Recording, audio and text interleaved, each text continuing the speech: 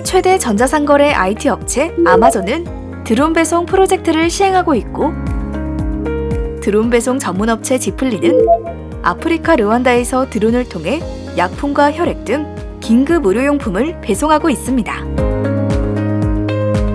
드론이 배송 산업에만 쓰이는 것은 아닙니다. 취미로 드론을 활용한 촬영을 하기도 하고, 드론을 조종해 농작물의 농약을 살포하기도 하며, 접근이 어려운 재난 현장에 드론을 띄워 구조자를 수색하기도 합니다. 이처럼 드론은 관련 기술과 산업이 발전하면서 사용 인구도 매년 증가하고 있습니다. 실제 통계를 바탕으로 국내 드론 시장 규모는 2020년 4천억 원 이상으로 예상되기도 하는데요. 이렇게 계속 드론이 늘어나도 아무런 문제가 없는 것일까요? 수많은 드론과 다양한 비행에 대한 통제나 관리 시스템이 필요하지 않을까요? 물론 지금도 드론 비행 및 항공 촬영을 위해서는 드론 원스톱 민원 서비스 홈페이지를 통해 허가를 받아야 합니다. 그러나 현재 시스템의 경우 드론이 개별적으로 허가를 받아 비행하기 때문에 동시에 같은 공간을 비행하는 서로 다른 드론의 정보는 알 수 없습니다. 따라서 추후 드론 사용 인구가 계속 늘어날 경우 안전한 운행과 질서 유지를 위해 보다 적극적이고 체계적인 교통관리 시스템이 필요할 것으로 생각되는데요.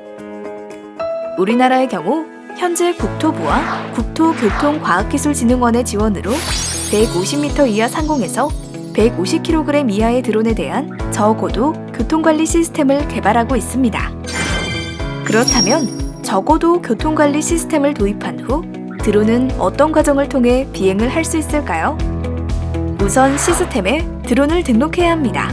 우리가 자동차를 구매하면 차량 등록을 하는 것처럼 드론도 등록을 하는 것이죠. 비행을 하는 경우에도 시스템을 통해 허가를 받습니다. 저고도 교통관리 시스템을 통해 드론을 등록한 후 비행 계획을 제출하고 이에 대한 승인과 함께 이륙이 허가되면 제출한 비행 계획에 따라 드론을 비행하게 됩니다. 이렇게 저고도 교통관리 시스템을 통할 경우 허가된 드론들만 승인된 비행 경로로 운행을 하고 다른 드론의 위치와 비행 정보도 알 수 있기 때문에 보다 안심하고 드론을 운행할 수 있습니다. 모바일과 태블릿 PC로도 접속할 수 있도록 개발 중이라고 하니 더욱 손쉽게 시스템을 이용할 수 있겠네요.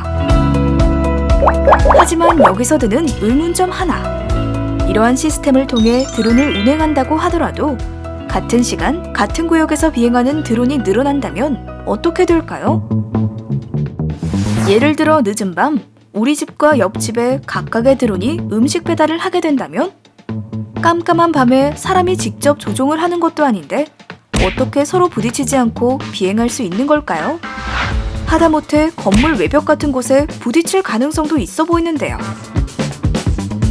그 해결 방안은 저고도 교통관리 시스템이 제공하는 정보에 있습니다. 드론은 저고도 교통관리를 통해 볼 수 있는 지도 정보를 통해 위험 지역으로의 접근을 피하고 다른 비행체의 위치를 파악하여 충돌을 방지할 수 있습니다.